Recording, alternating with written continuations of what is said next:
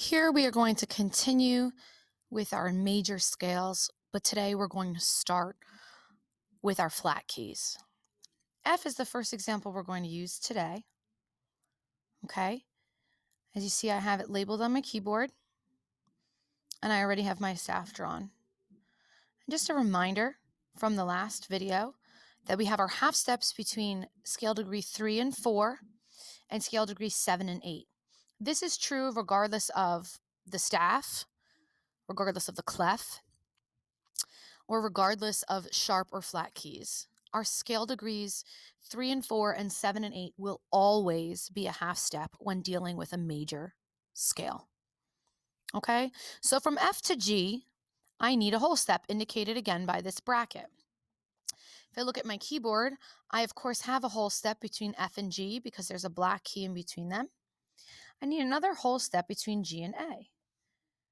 If we look at the keyboard, I have that. Now I need a half step as indicated by my caret here. Do I have a half step between A and B? I do not. So what do? I have to lower the B to a B flat. Now I'm moving on from B flat to C. B flat to C, I need a whole step.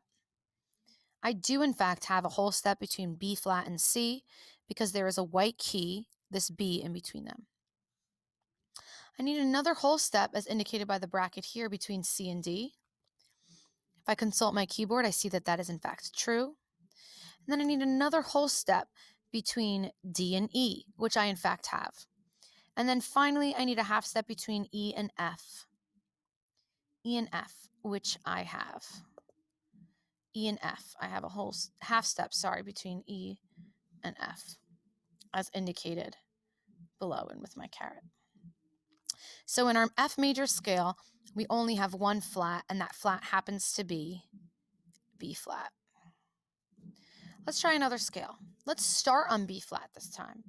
If we look up at my keyboard, you'll see that there's a red dot highlighting the B flat key and the last B flat key an octave above. I want to make sure that I start and end on B flat so I don't get confused. My last note and my first note will always be the same. Why? Because we end on do and we start on do. Do, re, mi, fa, sol, la, ti, do. Remember, our first scale degree and our last scale degree are the same. Okay, I need a whole step from B flat to C. If I look up on my keyboard, I see that I have that. I have that whole step between B flat and C. That's great. So I'm going to move on. I need another whole step between C and D. I know I have that whole step between C and D because on the keyboard, I have this black key in between C and D. Now, what do I need next? I need a half step between B and E because I have scale degrees 3 and 4 require that half step. Do I have a half step if I look at my keyboard between D and E? I do not. So what do I have to do? I have to lower that E to an E flat. Now, if I look down at my bracket, I know I need another whole step between E flat and F.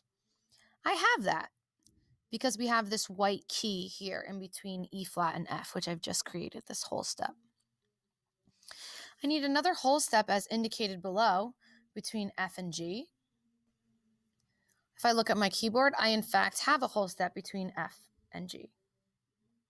Moving right along, between G and A, I need a whole step as indicated by the bracket below. If I consult my keyboard, I have that whole step between G and A. And then finally, between A and B flat, I need that half step, which I of course have. Remember, we need our half steps between 3 and 4 and 7 and 8, always without exception for a major scale. That is all today for our flat keys. Go ahead and do some flat major scales on your own. A quick trick for flat keys is they all start with the word flat, B flat, A flat, E flat, G flat, C flat, except for F major. All of the flat keys will have the word flat in it, except for F major. Good luck.